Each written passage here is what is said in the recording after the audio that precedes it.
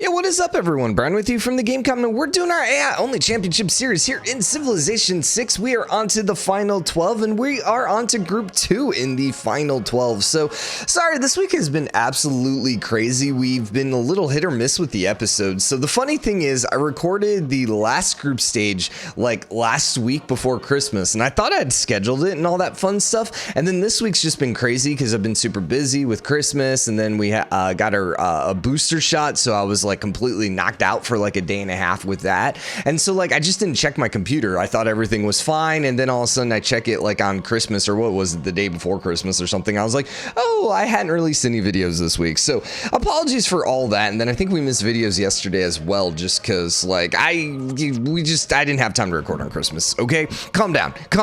Anyways, so we have now moved on to Group 2. This is the final group before we end up merging all of the groups together, and this one's interesting. We got Hammurabi, we got Genghis Khan, we got Batur, we got Gandhi, we got Basil, and we got Victoria.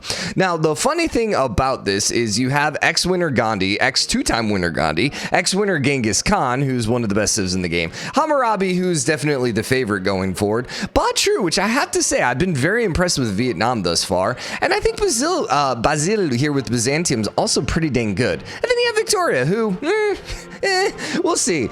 So everything's basically the same right now, so we're just gonna go launch in, and I'll be back as soon as we find a map that works. So give me a minute. All right, what are the odds that the first map we look at work out? Actually, maybe really good. Okay, so we have Babylon down here on the far west. Let's see, we got Mongolia here smack dab in the middle. Then let's see, this is Victoria up here. We have Gandhi up here. We gave him the alternate colors there because his color scheme was the same as Byzantium, who is over west. And then we have Vietnam on the far west here. You actually faced the flood, but you didn't lose your settlers, so that's, you know, okay there. Vietnam is a little trapped. Maybe. I mean, I'm just trying to look here, and like, here's the thing. I thought Babylon had crazy amounts of room. The thing is, they really don't, because this is all not even like part of their territory. I mean, eventually they'll be able to get over there, but honestly, almost anyone could get over there. So, yeah, I think this is gonna work for us. Which, crazy enough. Maybe I just needed a couple-day break for the game, and then the game decided it stopped hating me. It was like, no, please come back, and I'm like, haha, psych. I was always coming back. Funny thing is, actually, I had a dream last night that I was playing. I started a new campaign and we were playing as Gilgamesh, and I was like, everyone's favorite Gilgi, and it was just, yeah, I don't know why I have no idea. I don't have no idea, because the dream had nothing to do with any of that. Like, it was, whatever. Anyways, let's turn everything off. Did everyone get 3 cities up? So we got 3 here. It's turn 19, so we still got a little bit of time. England does not have 3 cities yet. So England is going to potentially screw us over. Okay, we're having a lot of also apocalypse mode issues here with just like rivers flooding, which isn't, you know, killing anyone, but could be potentially precarious as the game goes on. So Babylon is probably in the best spot. They still definitely have the most amount of room, which admittedly they don't need the help. England may be in the worst spot, but I mean, they got up here with Singapore and stuff like that. Like, I mean, they got some potential here, and I mean, it's not like they have like no room over here, so you know, it's a little freaky with how like thin this is. And dude, they're not gonna hit it, are they? Because we're at turn 25 right now. Do they have locations up here they could settle? Yeah, I mean, they have multiple locations. Okay, she's moving. Come on. We believe in you, England. We believe in you, Victoria. I believe. Where's the first war? Probably going to be between Gandhi and Byzantium. Now, Gandhi isn't going to be the one. Well, I say that. Gandhi can be aggressive. Okay, here we go. Okay, that's fine. That's an adequate spot. I mean, honestly, putting a C down here wouldn't be the worst thing in the world. Downside would be loyalty issue. Nope. Okay, good. Yay! And that was turn 30 exactly. Everyone got 3 cities. Cool. Okay. Well, Mongolia is up to 4 at this point already. So, and as is Vietnam. Dude, I'm really impressed with Vietnam. I really do think I do think that she is one of the better civs in the game. She might be. I don't know. 4 cities here for India. The funny thing is the borders, I can't even like see Hyderabad's borders. It's really weird. It kind of messed with my mind there. Let's actually look at Vietnam. It's been a minute since I played as her. I forgot everything about her. So all land specialty districts can only be built in rainforest, marsh, or woods. Then they get the yields. Okay, so you get bonus yields for building stuff. Okay, then combat strength for units fighting in rainforest, marsh, or woods. Interesting. And then doubled if she's in your territory.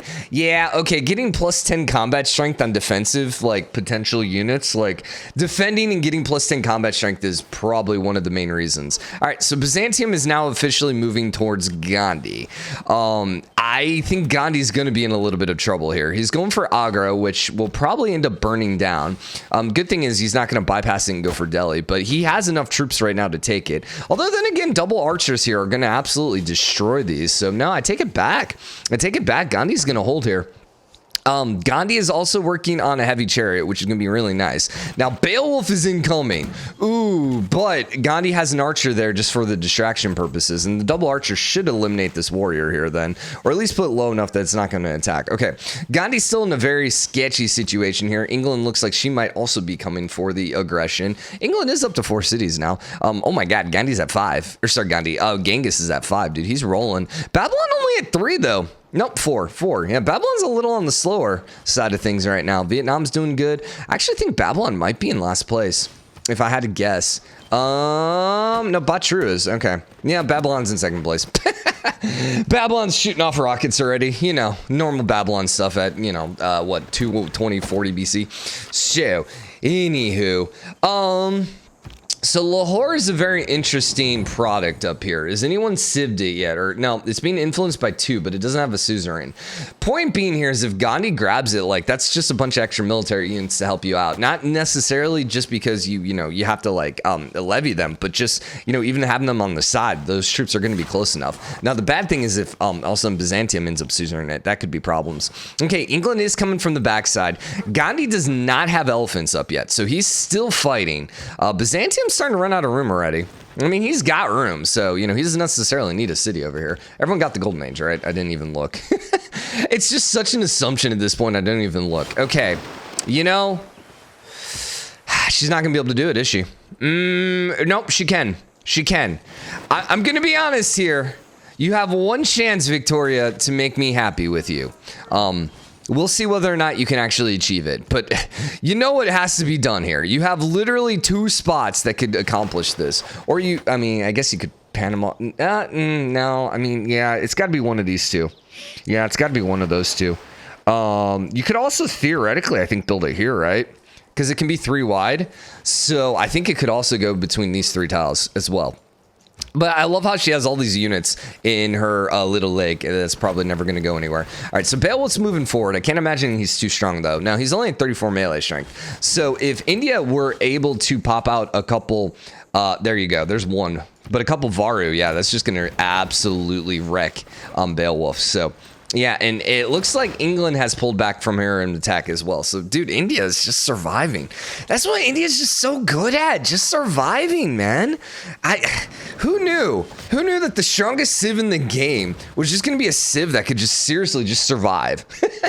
Can survive Dark Ages, can survive early aggression, and honestly, that's like all you really apparently need to win the AI-only series, is just be consistent, number 1, and then number 2, just be able to survive early aggression and Dark Ages. So, oh well. Okay, because like nothing's flipping here yet, because like look at Madri's already freaking size 8. Like that's insane. Freaking Gandhi and his food, man. That wasn't his 3rd city, was it? You know what? No, that was actually his 2nd city. Okay, so that makes a little sense, but still, like look at the rest of his cities. Why is this one so much bigger then? I guess the double wheat. Yeah, I suppose it did have double wheat, so I guess that makes sense. So that was just kind of like really good RNG with the city locations. All right, so the Varu are starting to push forward. I don't think the Varu are going to be able to take anything. Although, 22 garrison defense strength here is not that much, and there's no walls. So the Varu potentially could. So what would this be? Okay, up to 27 now. 40, 27. I think it's going to take like 3 or 4 hits to actually clear out to take a city with the Varu. But... there's quite a few melee units there, so we'll have to keep an eye on that. There's still another great prophet, so not everyone has a religion yet. Looks like both Byzantium and Vietnam have a religion. India did not get a religion. Interesting. Yeah, that's a little unusual. And really, we only have 2 religions out at this point in the game, which is also just slightly unusual. Huh. Okay. Okay. I mean, India's kind of pushing in, but they also kind of seem not that interested in pushing in. It's a little bit of a weird situation right now. Mongolia's going for Hattusa, which, all right, that's going to basically completely cut off England. Although England did go over here with Birmingham. But, dude, yeah, England's going to be in a very bad spot here. They're going to have to start selling up here. Dude, Mongolia aggressive, but aggressive in just, like, their city locations at this point. And then still only 4 cities here for Babylon, which is just crazy. But how much science? So he's at 69.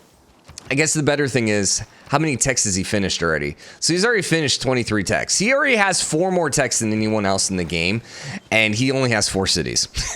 Compared to Vietnam with 2, 4, 6. Or Mongolia, that's like at 7 now. 2, 4, 5, 6, 7. Yeah.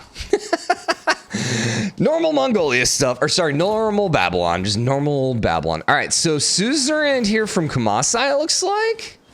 Yeah, Basil, suzerain Kamasai is bringing some troops from the south, but really is in some bad pressure right now with these Varu. But those Varu got absolutely wiped out because what happened to crossbow popped up.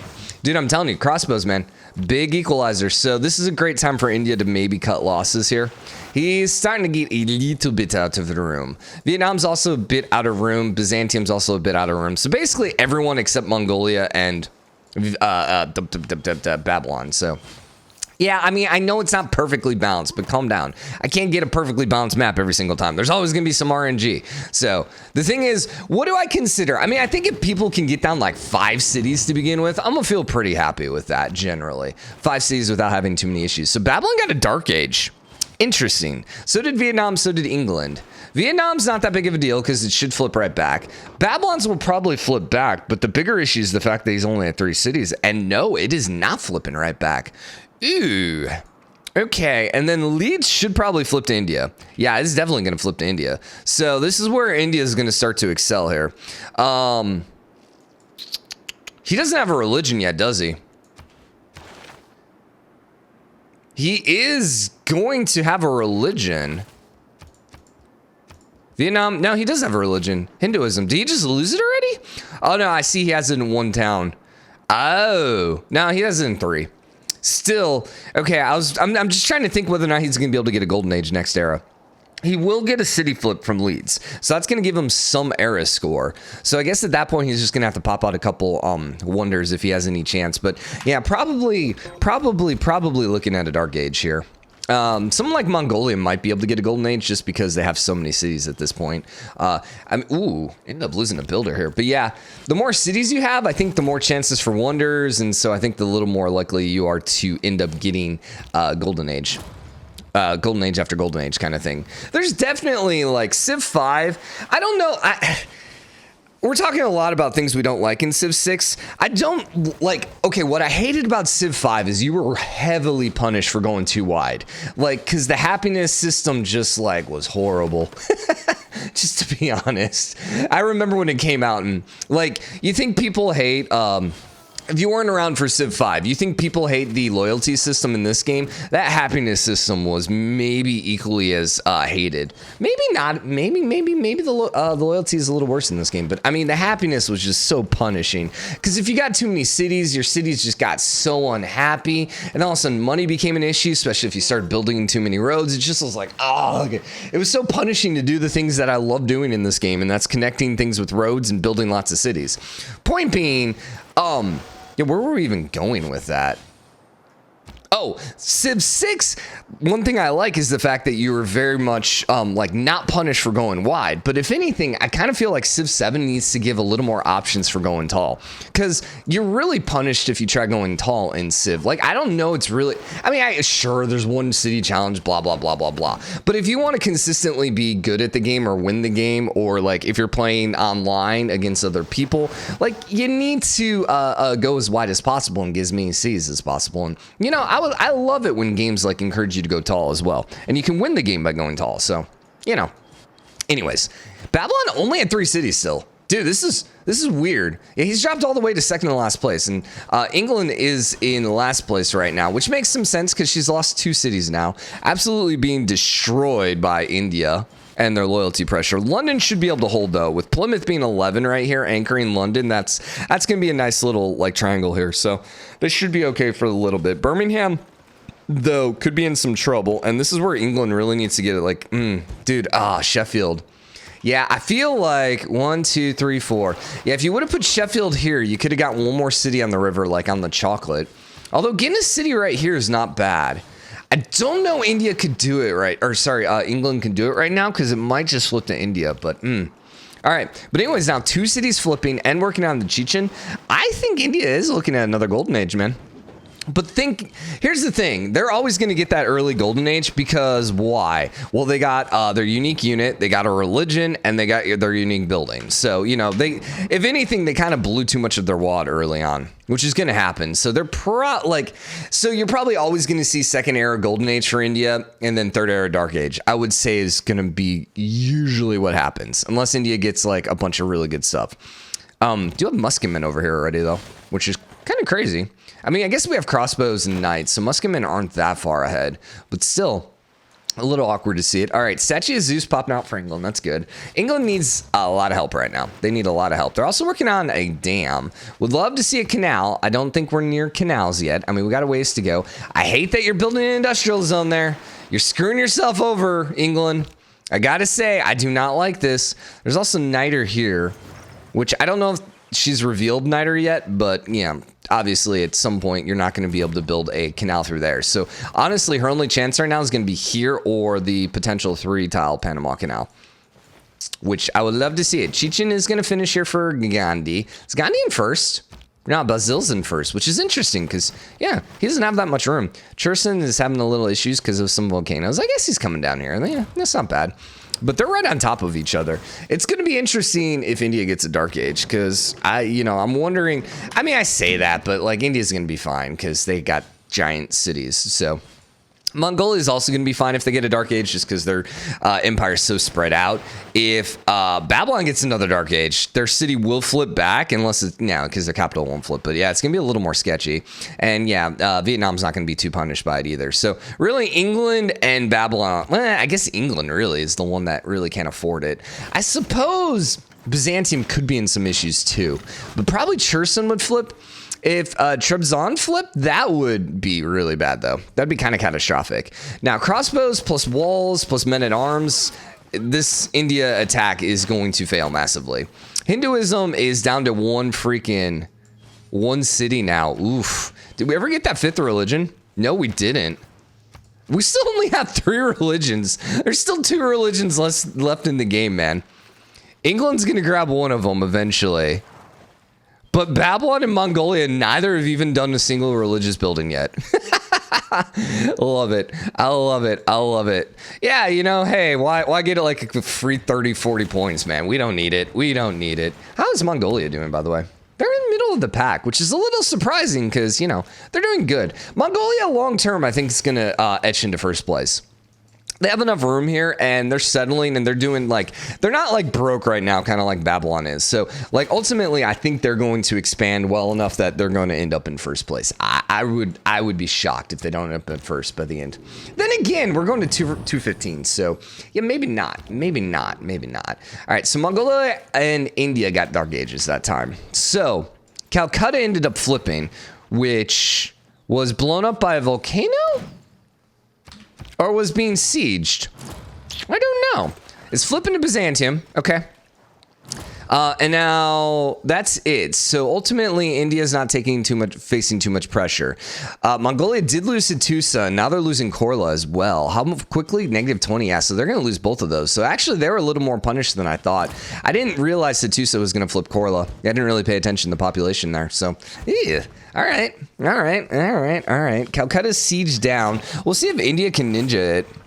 They're fighting each other. They're not actually going for the city, which is kind of hilarious. And also very typical, let's be honest. Hyderabad's also flipping, but that's probably only flipping because Calcutta's neutral. I think once Calcutta goes golden, then it won't be a problem. Or once it goes to Byzantium. Still only 3 towns here for Babylon. Not sure what's happening here. Hey, Babylon. Yeah, last place. I know we keep talking about you being the favorite, but that doesn't mean you're just gonna cruise to the finals here. Pulling a little bit of a Russia, I have to admit here. There's no way to canal this, is there? Too many hills. These are all hills. Yeah, there's no way to canal that. so sucky. Although in the scheme of things, it's not that big of a like cut through.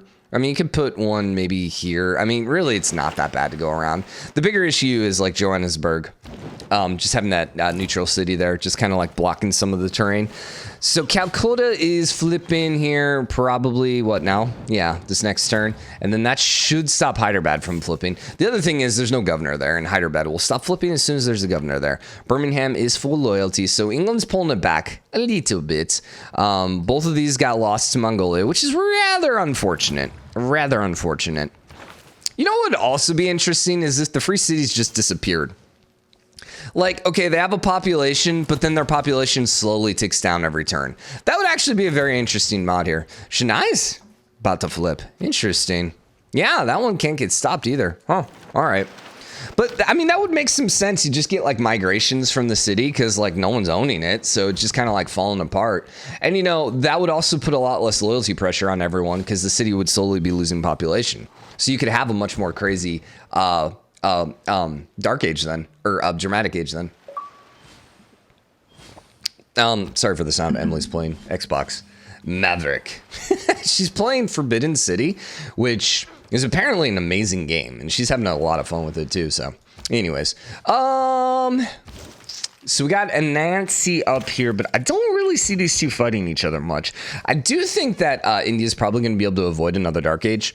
It's just like, it's somewhat unlikely that I feel like India especially is going to get Dark Ages. Just because, like, yeah, I mean, they like wonders. But, you know, losing their religion kind of really sucks. Yeah. I don't know if they can get any loyalty or any era score from that at this point on, but I don't know. Chennai did flip and is going to England. You know, I didn't even realize the irony here of Gandhi right next to England. If only England was, you know, conquering it or, you know, owned a bunch of it or, you know. Why don't we have vassals in this game? Like, what the heck? Didn't Civ 5 have vassalage? Civ 5 vassal. This is mod. Is like the first thing. Vassalage, Civ 5. Is an agreement between two civilizations.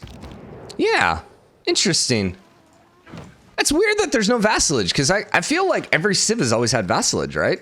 But not this one. I mean, admittedly, this one, diplomacy is kind of weak sauce. Like, there really isn't a lot to do when it comes to diplomacy. But you know what? We got to wrap this episode up. So, hope you guys enjoyed it. If you did, drop a like, comment. Let me know what you think. As always, hit the subscribe button, join the game, comment, show your support. Tomorrow, we'll be back with the second part of this group. So, till then, bye, everyone.